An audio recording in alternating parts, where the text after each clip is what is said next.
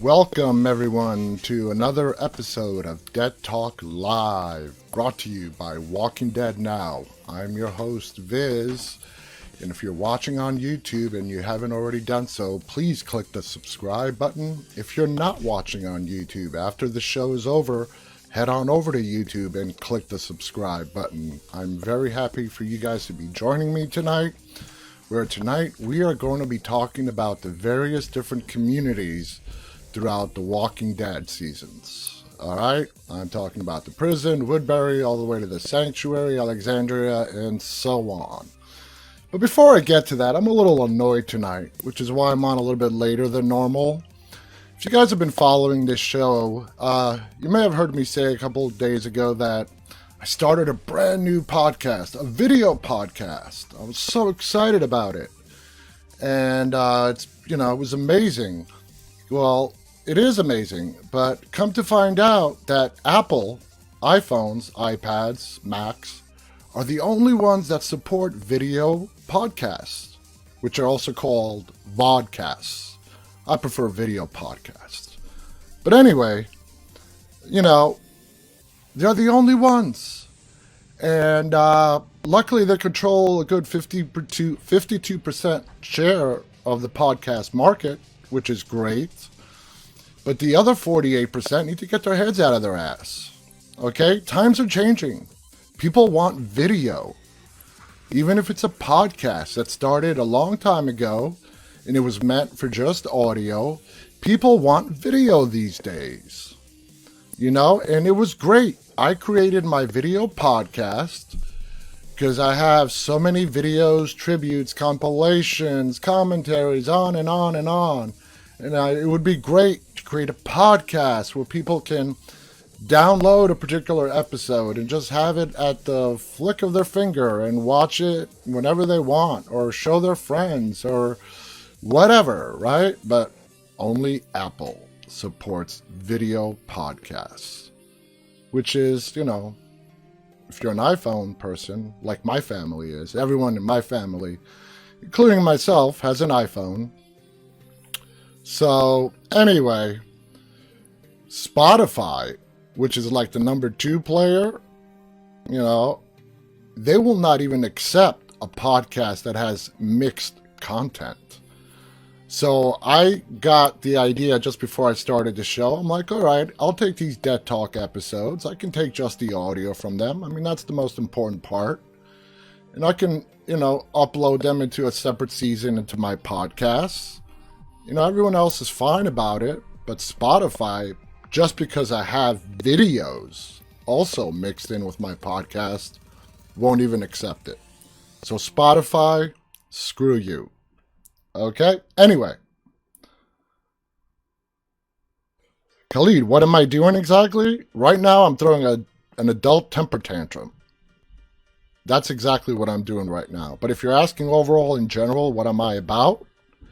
I am about Walking Dead horror fan videos. I create them. I accept video submissions. I have a pretty nice following throughout my whole social network. And I want to show my videos off. I want to show other great, talented digital creators' videos off. They may not have as large of a following, and their great videos are not getting viewed. And I asked them to submit them to me, and of course they get full credit for their videos. I do this Dead Talk show every night, where we discuss The Walking Dead and anything else horror, related. And on and on and on. That's what I do exactly. I hope that answers your question. What am I doing currently, like employment-wise? Well, since you asked, I'll let you know exactly. I am currently quarantined at home, as a lot of us are. Well, how do I put this? I am, I guess, by the laws, I am disabled. I have a pretty bad back, so I can't really stand or walk for very long. So I, I am unemployed. I am a stay-at-home dad to 3 teenagers who don't need to be taken care of anymore. They don't need diapers changed anymore. But yeah, I'm a stay-at-home dad. Legally, I guess they've turned me, disabled because my back really sucks. I've had like 3 back surgeries. So I wanted to give back. I wanted to give back to you guys. I'm pretty good at making videos. And I love The Walking Dead, so I'm like, why not? Why not? And the people have responded. I want to thank all my followers. I have over 107 followers throughout all my social networks. Thank you, Khalid. But unfortunately, it's not going to get better. The only thing I can do is to try to prevent it from getting worse. So I'm not ashamed to admit it. A lot of people would be ashamed to admit, well, what do you do? Well, let's see. I'm disabled. Yes, I'm 45 years old. I am disabled. I have a bad back. I've had 3 back surgeries. And I have found my passion in doing what I'm doing right now. And that is sharing with you guys, talking with you guys, talking about our show, The Walking Dead, giving you guys news, hopefully entertaining you during this quarantine that we're all under.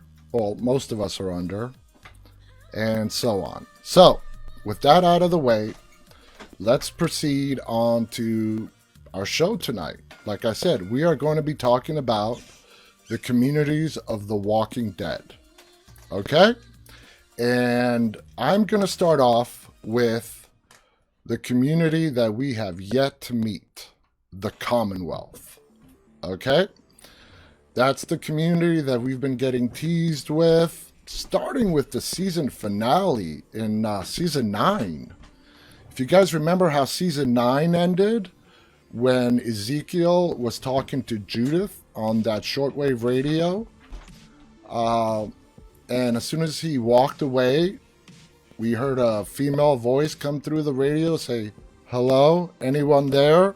Then boom, went to the credits, season ended. And we find out this season that is Stephanie. That's the girl that Eugene has been talking to. She is part of this new community called the Commonwealth. And in the comics, the Commonwealth is pretty much the bad boys on the block. I'm not saying that they're bad. Well, I'm not saying that they're good either, but they consist of 50,000 people. So this is a community like no other we've seen before. Okay, we thought the Saviors, wow, they had 100, 200, 300 people. Whoa.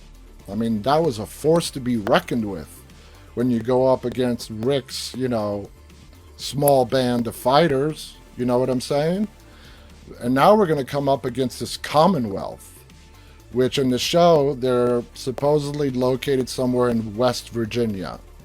And they are 50,000 strong. Okay, and I brought up the fandom Walking Dead Wikipedia for you guys so we can look at it together. So you guys can see exactly what I'm seeing. So hang on a second while I bring that up. A little bit of technical difficulties. So bear with me here 1 second. I'll have it up here in a second. There we go. The Commonwealth. Okay, so let me just read off a little bit about what the Walking Dead fandom Wikipedia has to say about the Commonwealth. The Commonwealth is a group and a network of communities who first appeared in issue 173 of Image Comics' The Walking Dead. The Commonwealth has advanced equipment and almost 50,000 survivors living in different settlements. It also has an event arena for different sports and concerts by surviving musicians of the outbreak, whom the apocalypse made popular. It also has its own army. I hope it would, with 50,000 people in it. Now, the thing that's very interesting about the Commonwealth, it's run by a governor type person, and her name is Pamela. And the head of this army is this person named Mercer. Okay, you may have seen the name Mercer popped up, and you're like, who the hell is that? Well, Mercer is from the Commonwealth, and a lot of people have speculated that masked ninja person that we see in the trailer for the finale that's going to air eventually, that comes up against Aaron, is Mercer, that is supposedly sent by Maggie.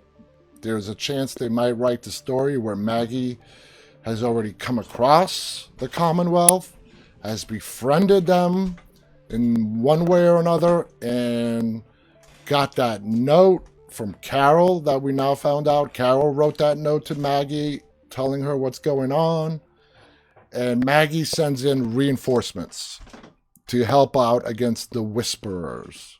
Now, that's just a theory. That's not fact. It's not proven. It's not been verified. It's just fan theory. And going back to Khalid's question earlier, of what am I about? I also like to, talk about people's theories, and I want you guys to share your theories with me. Because, while we're waiting for the next episode and during the off season, between seasons, well, what else do we have left but to come up with theories, our opinions, and share them with each other? Some are really far-fetched, some are very plausible, some end up happening, some don't. That's just the way it is. But anyway, continuing on here, again, it's 50,000 survivors, and the interesting about the Commonwealth, before I continue reading, it is based on what would be called a caste system. You have based on what you were doing, based on what your skills were before the apocalypse, is how you are categorized in the Commonwealth. So if you were someone important before the apocalypse, you're going to be someone important in the Commonwealth. If you were just a peon before the apocalypse, well, you're going to be a peon in the Commonwealth. Okay? It's run by a woman called Pamela Milton, who also goes by the Governor. Okay, that brings back bad memories. She governs with an army of guards led by Officer Mercer at her disposal, all of whom are donned in white armor and wield rifles, spears, and shields. Okay? Now, more info on that class system. A class system is enforced throughout the community, with people being placed based on the jobs they did before the apocalypse, with a high class and a low class. The lower classes work average jobs such as baker, tailor, butcher, while the upper classes can act as lawyers, sub-governors, etc. Despite elements of trade and currency, the Commonwealth is not capitalistic and appears to run like a feudal monarchy with modern amenities. Due to their bratty nature, the higher-ups of the Commonwealth have a very pompous attitude of any potential other communities and view themselves as superior. This behavior from the upper classes has caused tensions to build over time, leading the lower class to revolt, along with many of the soldiers displeased with the leadership causes a serious movement to overthrow the ones in charge and replace them with someone else who can create a new system entirely. So, it's pretty screwed up, okay? And it's run by this woman named Pamela. And just reading that section, what just flashed through my mind?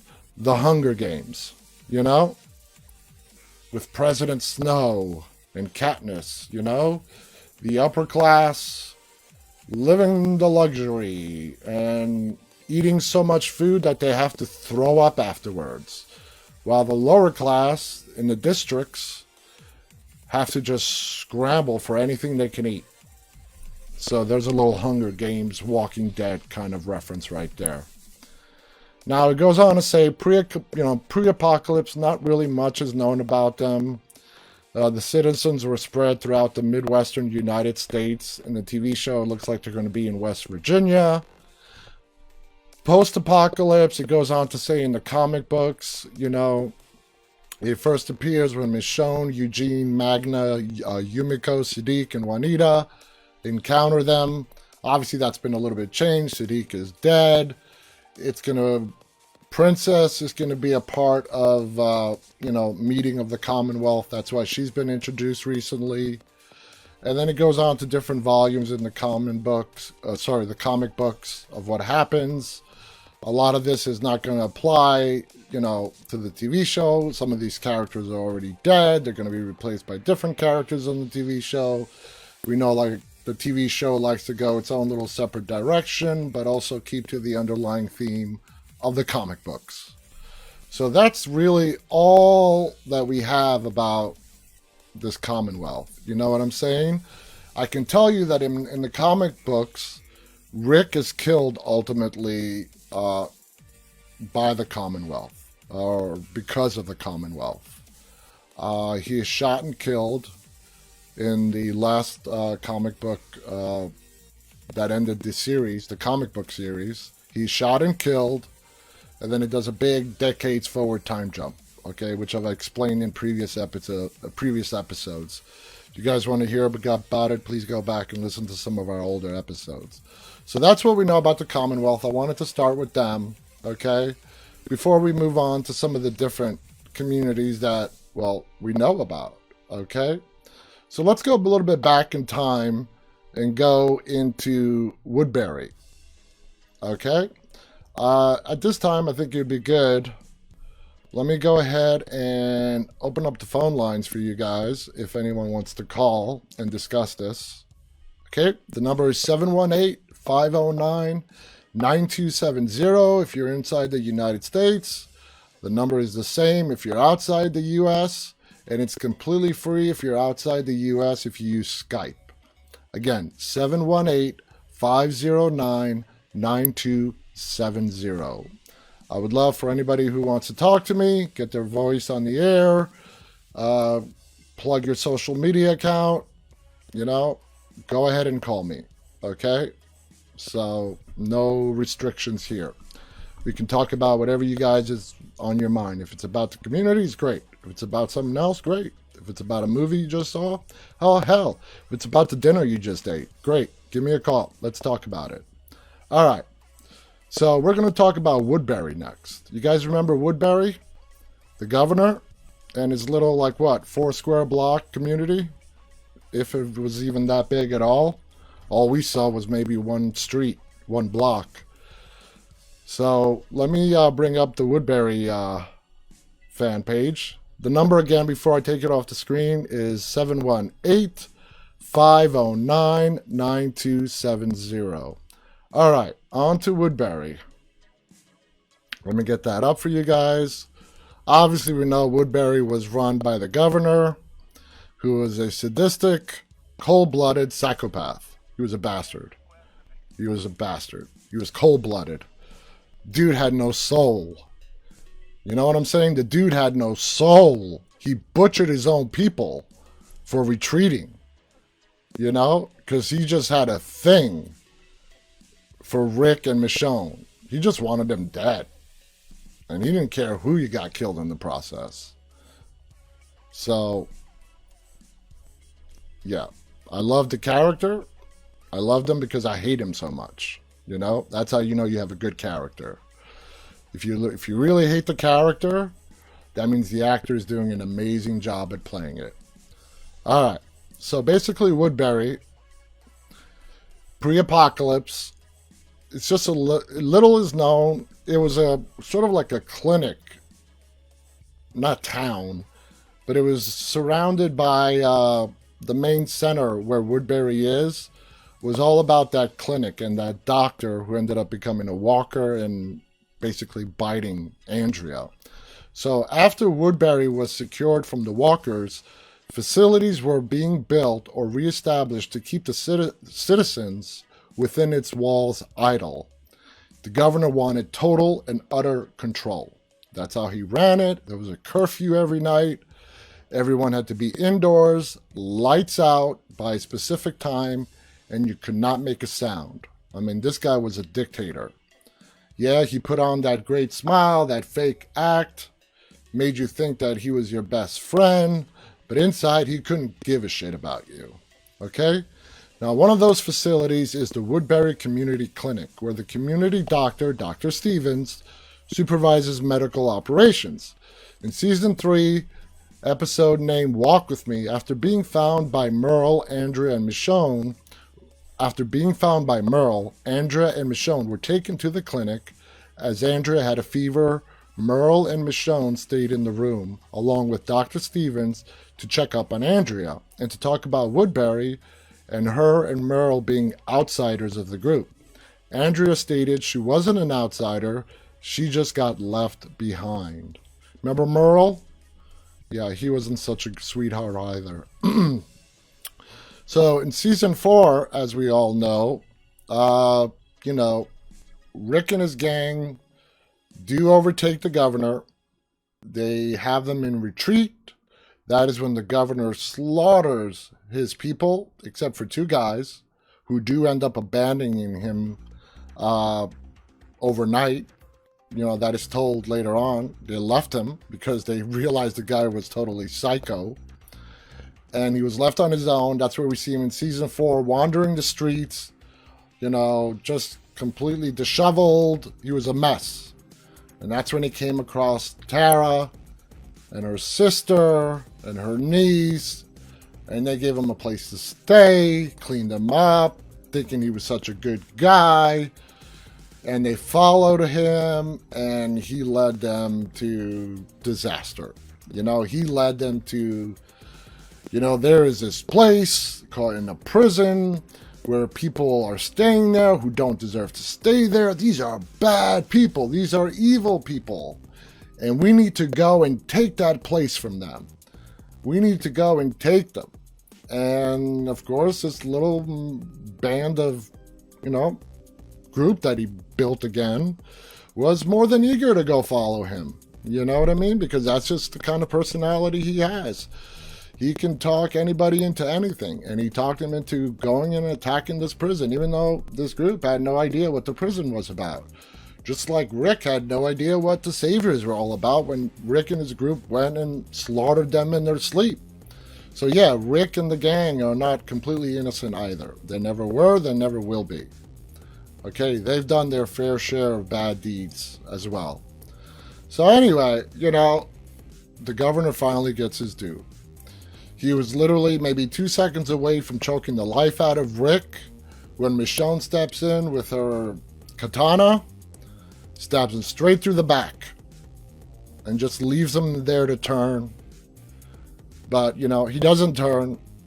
His new girlfriend, who realized this guy's a psychopath, came up and shot him in the head, put him out of his misery. And that's the end of the governor. What's interesting, though, Morrissey, who played the governor, he's been on recent interviews saying that, he thinks the governor should be in the Rick Grimes movies. I have no idea how he has an idea of how they bring him back. I mean, we did see him get stabbed to the back. Did we actually physically see him get shot? No. The camera view that we have was from the governor's viewpoint, looking up, seeing, his girlfriend come up over him and put a bullet in his head. Lights out. End of story. But anyway, I think he was just joking around, David Morrissey, and he says, I think the governor should be in the Rick Grimes movies. I don't think that's going to happen. But I love the governor's character. I mean, we talk about such a psychopath. You compare him to Negan. I've said this before, too. Negan was not a psychopath. We see that now. He didn't lack any remorse, Negan was great at keeping it hidden. He never showed his human side to the Saviors, or to Rick, or anybody else he had his boot on, their throats. Okay? But Negan was not a psychopath. He was evil, he was cunning, extremely smart. The governor is impulsive, doesn't think things through, acts on his impulses, has no remorse, and so on. Okay? So, got into my little governor rant there, and let's continue moving on with these different communities, okay? So, let's go next to Oceanside. Oceanside is interesting. It's very interesting to me. Oceanside is a big community. I'm not talking about number of people, but Oceanside plays a very vital role in the comic books. But I'm sure you guys have noticed, we don't really get to see that much of Oceanside. Okay, we see them only like when they're definitely needed. If they're not really needed, we're not going to see Oceanside. Okay? Or its residents. But they played a big part in the comic book series. In fact, this Whisperer War that's coming to an end in the next episode, in the comic books, it ends at Oceanside. Rick sends his militias, and the one that's sent to Oceanside is led by Dwight. Remember Dwight? He's on Fear the Walking Dead now? Yeah, that Dwight. Dwight becomes like Rick's right-hand man, because you got to remember, in the comic books, Daryl doesn't exist. Daryl is only a character for the TV show. Okay? So, I'm seeing your guys' comments come in. Marko writes, they reminded me of the Amazons from Greek mythology. Yeah. You know, the Wonder Woman. Anyway, Oceanside does not get much attention on the TV show, and I really don't understand why. They are part of the four communities, even though Hilltop is now burned to a crisp. The kingdom has fallen. What we really have left is just Alexandria, which has fallen 3 times already, but it keeps coming back. I'm sure Hilltop is going to be rebuilt. And then, of course, we have Oceanside, which I'm hoping we start to see more of as we go forward. But anyway, you know, as you guys know, if you've been following the show, when we first got introduced to Oceanside, it was when Tara and Heath went off after they slaughtered the Saviors. And Tara got separated from Heath, and that was the last time we saw Heath. I mean, he literally dropped off the face of the earth. He's gone. And there's a very big possibility we're going to see Heath again in the movies, the Rick Grimes movies. I think that is very credible, plausible, and likely to happen. The actor who played Heath has been in a lot of movies. He was in Straight Outta Compton, like leading role, side of Straight Outta Compton. And when he left The Walking Dead is because he went to film and shoot the 24, if you guys remember the 24 series with Kiefer Sutherland, and they wanted to bring it back to life. Well, the actor who played Heath took on the leading role for that. It was good. I mean, you know, he was no Jack Bauer. I don't know if we have any 24 fans here. I love 24, but he was definitely no Jack Bauer, no Kiefer Sutherland on 24. But he was still a badass, you know. He was like an Army Ranger. Anyway, I'm not going to go into that. I'll totally go off topic here. Anyway, that's what happened to the actor who played Heath. But as far as the character Heath, he just dropped off the face of the earth. We don't know what happened to him. I really believe we're going to see him again in the movies. They have to find some way to explain what happened to him. Because even though he was not... his stay at The Walking Dead was not very long, a lot of people liked him. I liked him. And I want to know what happened to him. So I hope we do get to find out what happened to him. So Oceanside, Tara gets separated from Heath. She ends up being found. I believe she goes over the bridge with the walkers. She ends up being found by some women, get taken to their community. It's an all-woman community. Okay.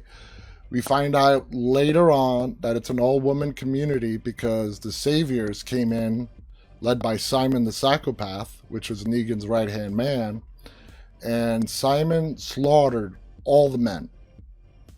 Just killed them, okay? They were not at Oceanside at that point.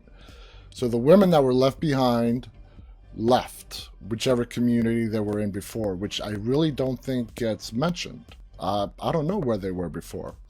And they find a new place called, what it's called today, Oceanside, okay? And it's just the women, you know, they live off fish, no men, blah, blah, blah, blah, blah, blah. So let me read on what the Walking Dead Wikipedia has to say about Oceanside. So Oceanside is a community that first appears in the episode Swear in AMC's The Walking Dead. It is a community grounded in Virginia that has situated in a pre-apocalypse campground and is near a small beach. It was led by a woman named Natanya and home to at least 90 women and children. After Natanya's sudden death, Cindy becomes the leader of the community.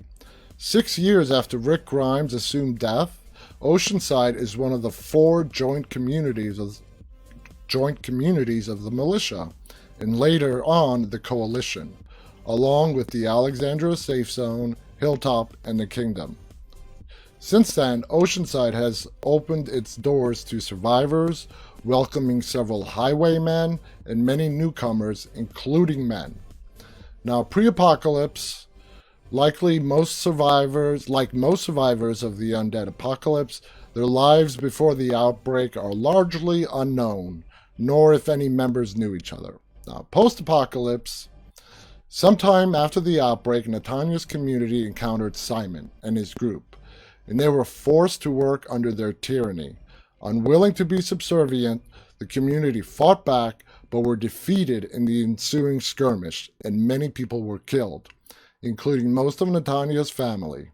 After the battle, Simon and his men rounded up all the remaining male survivors over the age of 10 and executed them as retribution and a terrorizing deterrent to any further resistances.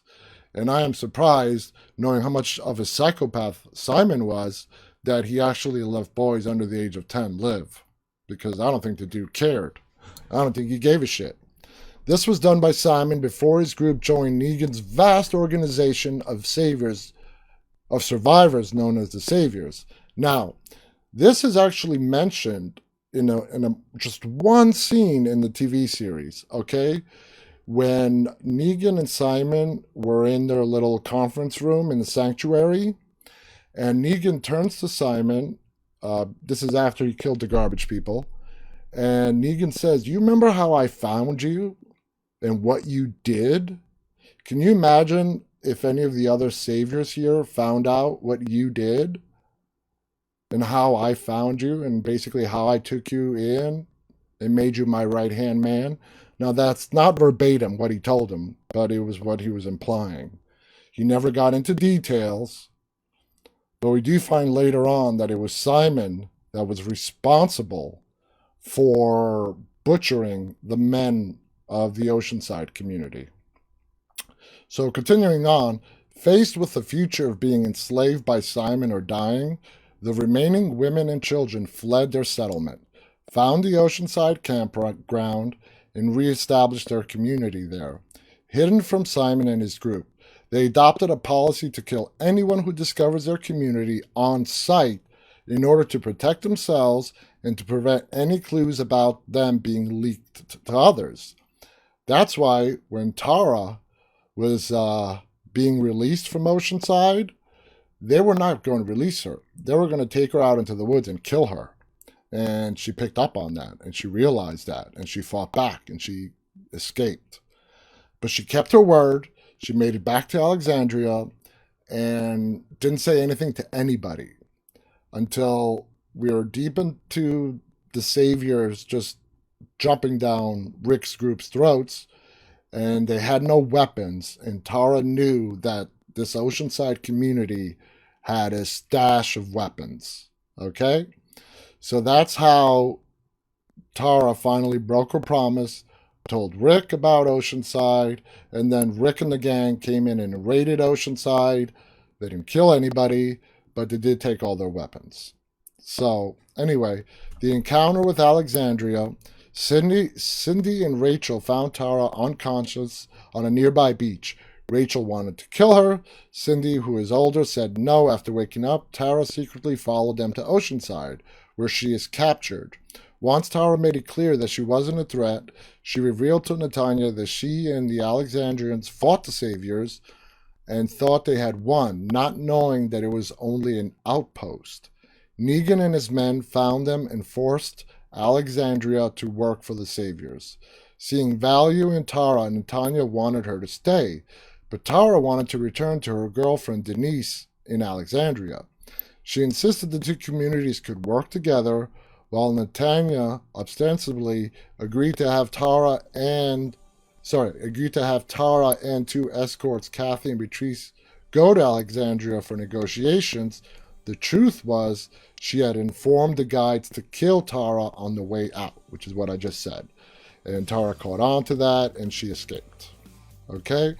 So beyond that, and then beyond the final battle with the Saviors, where we see the Oceanside community come in and use those Molotov cocktails to burn the Saviors as they're fleeing Alexandria, which was kind of lame to me. You know, that was their whole contribution to the Saviors War. That was it. I mean, yeah, Rick and the gang took all their weapons, but beyond, firebombing a couple of Saviors fleeing Alexandria, they really didn't do much. So I don't know why, but in the TV show, they really underplayed their role. So I'm hoping they boost them up, especially since we're down 2 communities. Currently, Hilltop is down, Kingdom fell as well. So it's just Alexandria and Oceanside. And if they don't give Oceanside some more screen time, it's really just going to be Alexandria. So we'll see how that plays out. Not this season, obviously. We'll see it in the seasons to come and see if they do make Oceanside more relevant to the Walking Dead storyline. Hello, Vince. I'm not ignoring you guys. I know I'm going on a rant here. I just want to get the story out, but I see all you guys saying hello. I'm saying hi back. I hope everyone is doing well tonight. Welcome you to this live broadcast, Dead Talk. Okay, tonight's topic, we're discussing the different various communities in The Walking Dead. And moving on from that, I'm not going to do Alexandria. I'm going to save Alexandria for last. And you know what? We're probably not going to have time to go through all of these today. So we might pick it up again either tomorrow or some future episode. But let's move on to Ezekiel's place, the kingdom, the place that just could not last. It just fell. Okay? So again, the kingdom was introduced to us with Carol and Morgan. Okay? Morgan, if you guys remember, was following Carol because she wanted to separate from the group. He didn't want her to do something stupid. He was worried about her, was following her, and that's when they come across the kingdom people who we later see, meet King Ezekiel and Sheba, the tiger. Or is it Shiva? Is it Shiva? I think it's Shiva. So anyway, the kingdom, it's pretty straightforward. It's run by a guy, King Ezekiel. Goes by the king. His right-hand man is Jerry. We all love Jerry. I mean, come on. It really upsets me to hear the rumors that Jerry might get killed off because the actor who plays Jerry has been seen with his beard shaved off. And that's not a good sign if you're on The Walking Dead. If you're an actor on The Walking Dead. If you've cut your hair, if you shaved your beard, that means you're going to die. So I don't know how they work it in these guys' contract, but they can't be seen until the episode airs. So anyway, about the kingdom, not really anything new or surprising here or stuff that you guys may or may not know. It appeared in season 7. It's a community of survivors ruled by King Ezekiel. It was one of the 4 joint communities of the militia. Several months after the Fair massacre, that's where Alpha, decided to kill a lot of people and put their heads on pikes. The kingdom has to be abandoned after deteriorating conditions and a hard winter led to the boiler failing and several fires which damaged the buildings beyond repair. Now we saw the damages happening, and Henry and the king and Carol trying to duct tape, fix water pipes and so on, but we really did not see the fires. It's just mentioned, not really talked about. Pre-apocalypse, nothing is known about the kingdom before the apocalypse except that it was a form of a school, which part of it, the garden being built for common recreation and study, according to Ezekiel. Now, we do actually find out more about that, about Ezekiel at least. In the first couple of episodes where Carol meets Ezekiel, you know, he finds her and he has a good talk with her. He puts aside the whole king talk nonsense and talks to her like a human being. And he tells her, you know, he worked at a zoo.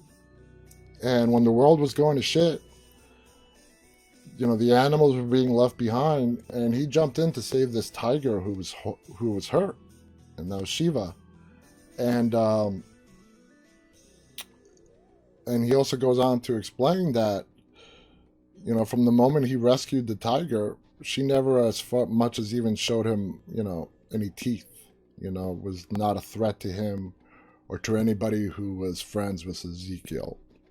But we know that this tiger can attack, as we saw the tiger attack the saviors, just as Negan was about to put Lucille into Carl's head. So anyway, moving on. Post-apocalypse. At some point, Ezekiel and a few other people took over the school. They were the ones with the armor, riding horses, the bows and the arrows. Unbeknownst to most of the community's residents, the Saviors exact tribute from the kingdom. However, unlike the situation with the Alexandria Safe Zone, the Saviors seem to allow them to keep firearms. The leader of the small group of Saviors that collects from the kingdom, Gavin, is a firm but fair leader and treats Ezekiel well, unusual for a Savior. At some point, the establishment of this deal, approximately 20 months into the apocalypse, Morgan Jones and Carol Peltier of the Alexandria Safe Zone are found by the guards, taken to the kingdom. We just talked about that.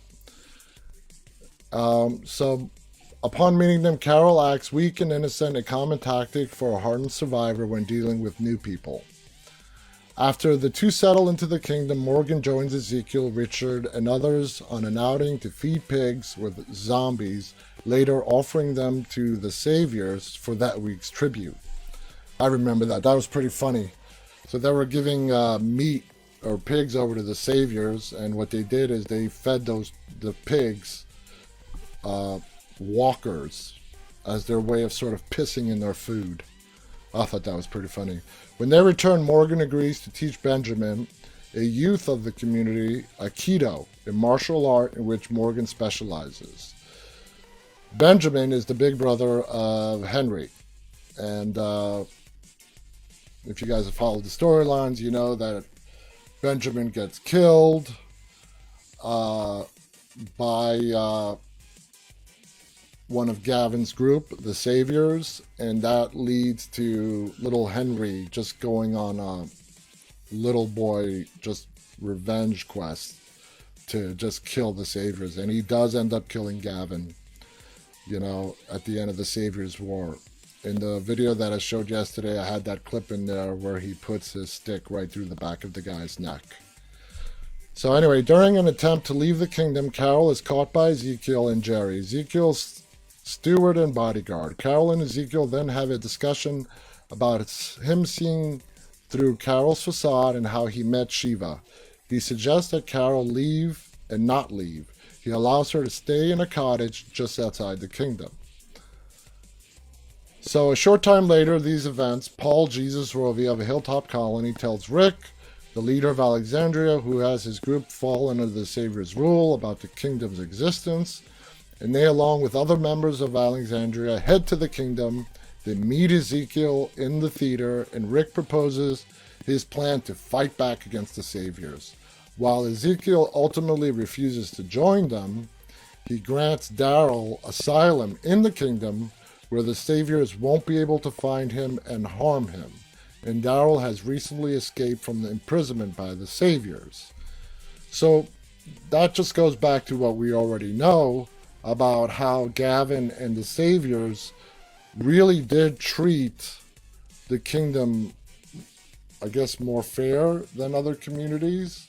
Um, a lot of the kingdom citizens did not know. The king kept it a secret that they were giving and paying off the saviors and for supposed protection and so on. They would meet in a undisclosed location far away from the kingdom for the kingdom Ezekiel and his group to give over their taxes to the saviors, whether it was food, meat, fruit, whatever, you name it.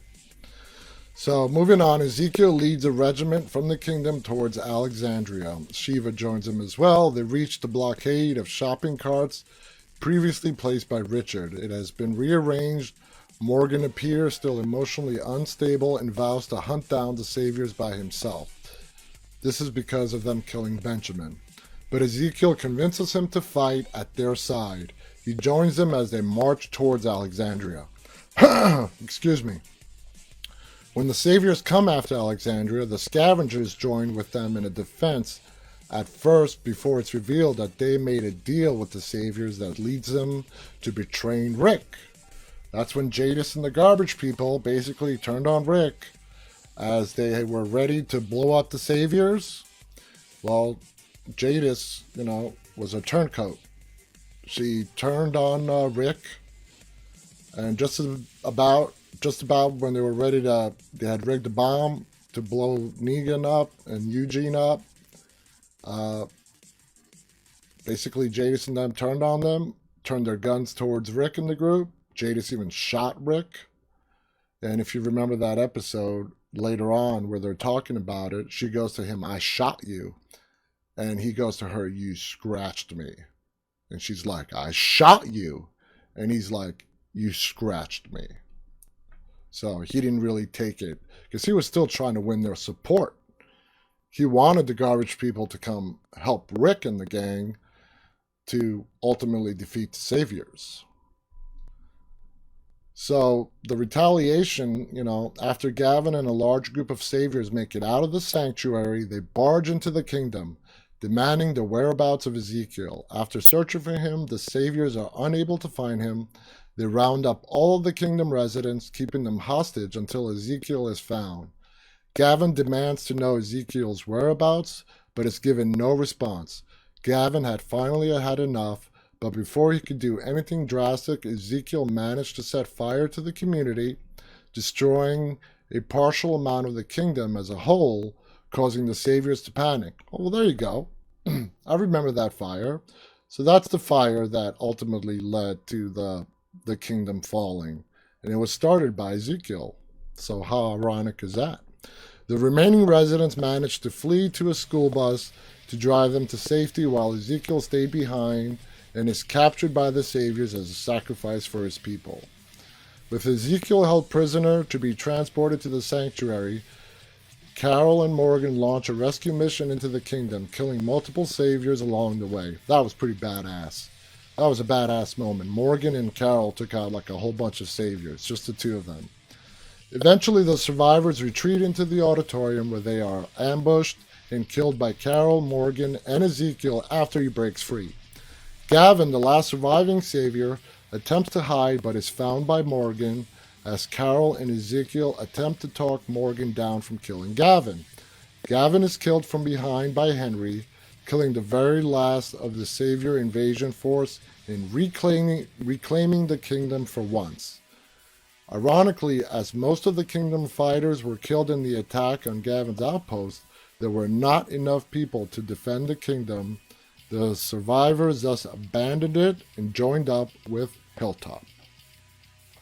So there you have it, guys. Basically the story, and as we find out in the first half of the current season that we're on, season 10, because of what happened last season and the fair and Ezekiel's last attempt to create trade between the other communities so the kingdom can survive, and it failing miserably, they had to give it up. So the kingdom was abandoned Most of them went over to Hilltop. Carol could not stay with Ezekiel anymore. She could not get over Henry's death. So she left him, and while he stayed back at Hilltop, she left and went to Alexandria, and that was basically, the end of that. So just like I thought, we're not gonna have enough time tonight to go through the remaining communities. So we'll pick it up again at a later episode, maybe tomorrow, or if I have a new topic tomorrow, we might put this off for a later episode. Who knows? We can decide as we go. I want to thank you guys for joining me tonight. It's been a pleasure as always. Let me put up the number again. We do have a few minutes if anybody wants to call in before we do have to say goodbye. As I mentioned earlier, after this show is over, if you guys would please go over to our YouTube page. Our YouTube page is called Walking Dead Now. If you do a search for that, it should be either number one or very close to the top. Our symbol is the Walking Dead videos. The channel is called Walking Dead Now. If you want to support us, please head on over to our YouTube page and subscribe. I want to thank all our YouTube, Instagram, Facebook, Twitter followers for this simulcast broadcast. To all of our social networks at the same time. You guys are awesome. I have the best followers in the world. I appreciate you guys so much. And I apologize for my rant during the beginning of this show in regards to video podcasts.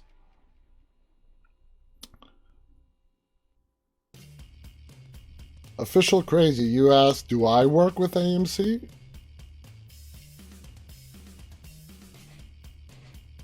I am looking at the chats. Do I work for AMC? No, I do not work for AMC. I am not an AMC employee. I don't work for The Walking Dead. I, like you and everyone else, I'm a fan of the show. I don't have any inside knowledge. Anything more than, what you guys can find out. I'm just a very enthusiastic fan of The Walking Dead, of horror in general.